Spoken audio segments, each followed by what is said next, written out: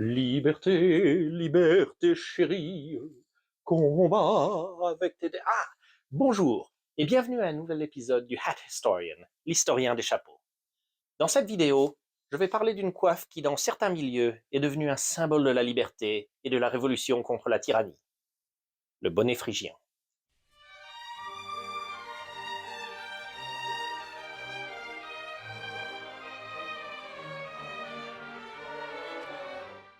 Le bonnet phrygien est un bonnet sans rebord, de forme conique, dont l'extrémité est légèrement repliée et qui est généralement faite en feutre ou en laine. Souvent représenté aujourd'hui de couleur rouge, à l'origine, il pouvait être de n'importe quelle couleur et était souvent en matériaux crus, brun ou blanc cassé. Il existe en plusieurs variantes, de la version simple que je porte tout de suite, à des versions couvrant les oreilles ou la nuque pour protéger du froid ou du soleil. Tirant ses origines du Moyen-Orient, il prend son nom de la Phrygie, une ancienne région de l'Anatolie dans la Turquie actuelle. Alors comment ce chapeau arriva-t-il à symboliser la liberté dans de nombreux endroits? Comme beaucoup de coiffes antiques, les origines exactes du bonnet phrygien ne sont pas précisément connues, bien qu'il ait l'air d'être apparu dans la Perse occidentale et fut porté par de nombreux peuples iraniens comme les Scythes, les Mèdes, les Perses et bien sûr les Phrygiens. Des exemples de ce type de bonnet peuvent être vus dans des représentations du 5e siècle avant Jésus-Christ, et à cette époque, sa forme n'était pas précisément définie comme elle l'est aujourd'hui, étant un simple bonnet paysan. Il fut associé aux Phrygiens par les Grecs, qui l'ont simplement nommé après le peuple le portant qui était le plus proche d'eux. Dans le monde hellénistique, il était au début le plus souvent utilisé pour symboliser des peuples orientaux, des barbares non grecs, ou parfois même les Troyens, qui dans des représentations antiques en étaient souvent coiffés pour les différencier des Grecs, ou encore les Thraciens ou les Macédoniens. Ces derniers fabriquèrent aussi des casques de combat en bronze, qui étaient hauts et penchés sur l'avant, rappelant les bonnets phrygiens et sûrement inspirés par eux, bien que le terme moderne casque phrygien leur fut associé plus tard à cause de cette ressemblance. Cette association à l'Orient continua lors de la période romaine, lorsqu'il était souvent utilisé pour représenter les Daciens, qui vivaient dans ce qui est maintenant la Roumanie. Ceci continua également l'idée de les utiliser pour représenter les barbares, ce qui à l'époque voulait dire toute personne en dehors de la culture gréco-romaine. Et le bonnet peut être vu sur plusieurs sculptures représentant des conquêtes à l'Est, sur la tête des peuples conquis.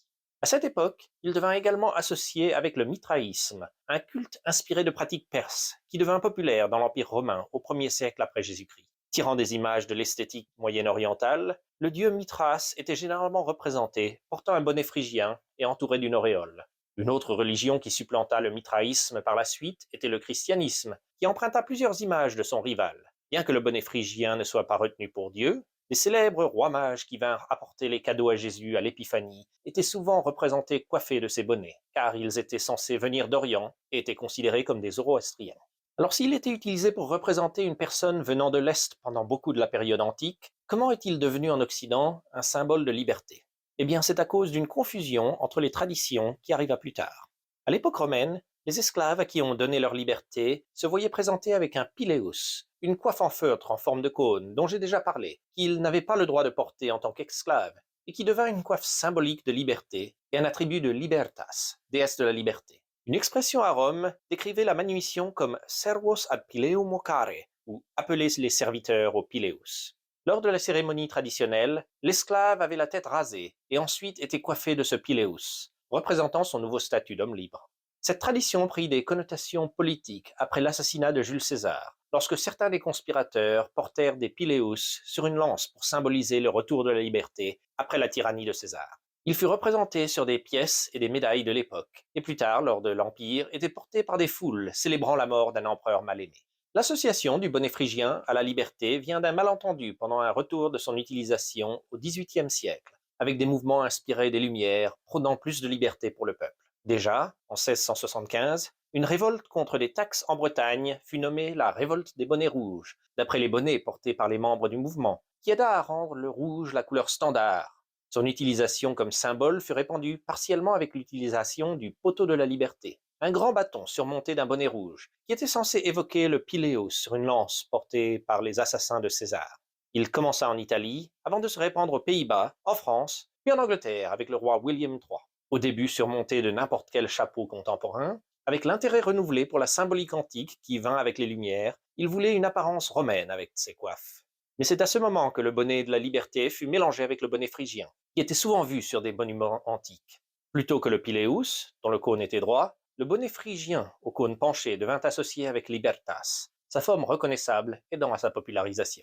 Le poteau de la liberté, surmonté d'un bonnet phrygien, devint un symbole reconnu de contestation contre le gouvernement britannique, et de là, il voyagea jusqu'en Amérique du Nord. Dans les années précédant la Révolution américaine, plusieurs apparurent dans des places de village au Massachusetts, dans le New York, par des groupes qui s'en servaient comme point de ralliement. Ils furent retirés par les groupes royalistes et immédiatement remplacés.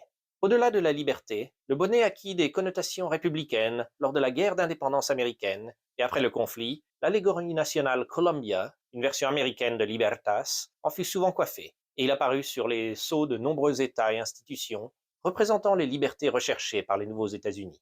Bien que le bonnet phrygien gagnât en reconnaissance lors de la Révolution américaine, un autre soulèvement l'établit fermement comme symbole de la liberté et du républicanisme, la Révolution française. Il n'est pas certain s'ils furent influencés par la symbolique américaine ou s'ils le développèrent indépendamment, bien qu'étant donné les liens entre la France et les États-Unis, il est difficile d'imaginer qu'il n'y ait aucun échange d'influence, mais les révolutionnaires qui se soulevèrent en 1789 cherchèrent vite à établir des signes reconnaissables pour leur mouvement, et le bonnet phrygien devint l'un des plus connus. Des versions rouges, rappelant la révolte des bonnets rouges en Bretagne, furent mentionnées en 1790 à Troyes et Lyon, et furent très vite adoptées comme attribut par les sans-culottes. Avant son abdication, même le roi Louis XVI fut obligé d'en porter un. Avec la suppression des armoiries et autres symboles royalistes, le bonnet phrygien, souvent avec une cocarde tricolore, devint le nouveau symbole de la France avec l'abolition de la monarchie en 1792 et apparut sur des documents officiels, des carrosses d'État, et il fut porté par des officiers militaires et d'autres. Des gens accusés de ne pas assez soutenir la Révolution en portèrent en public dans l'espoir d'éviter la guillotine. Il fut aussi placé en 1792 sur le nouveau sceau de la République, sur lequel apparaît une femme coiffée d'un bonnet phrygien qui deviendrait l'allégorie Marianne. Il resta populaire jusqu'à la fin du XVIIIe siècle, mais après que Napoléon se déclara empereur, il découragea les symboles républicains. Bien que des tentatives de le raviver après la Restauration existèrent, elles eurent peu de succès. Son rôle prééminent dans ces deux révolutions majeures établit le bonnet phrygien comme symbole moderne de la liberté. C'est particulièrement vrai en Amérique latine, pendant leur conflit d'indépendance de l'Espagne. Beaucoup de ces nouvelles nations adoptèrent des symboles utilisés lors des révolutions américaines et françaises, et le bonnet phrygien apparut sur les armoiries, sceaux, drapeaux et monnaies du Mexique à l'Argentine. Comme Columbia ou Marianne, l'allégorie du Brésil était à cette époque représentée comme une femme coiffée du bonnet phrygien, une autre variation de Libertas. Haïti le mit également sur son sceau pour symboliser le fait qu'ils sont des esclaves qui gagnèrent leur liberté. Le bonnet phrygien continua à apparaître dans de nombreuses allégories et de nombreux symboles au cours du XIXe siècle, particulièrement dans les Amériques, car les monarchies européennes étaient soucieuses de ces sous-entendus républicains. Mais lors de la conception d'une nouvelle statue de la liberté pour le sommet du nouveau dôme du Capitole américain, le sculpteur Thomas Crawford fut empêché de la coiffer d'un bonnet phrygien par le secrétaire de la guerre de l'époque Jefferson Davis, qui était contre ces connotations de libération de l'esclavage. Davis devint plus tard le président des États confédérés lors de la guerre de sécession, donc ces raisons devraient être plutôt évidentes. Pour ceux qui ne le savent pas, la raison principale de leur sécession était pour maintenir l'esclavage. Le bonnet retrouva sa popularité en France après la guerre de 1870, lors de l'établissement de la Troisième République et l'abolition définitive de la monarchie dans le pays.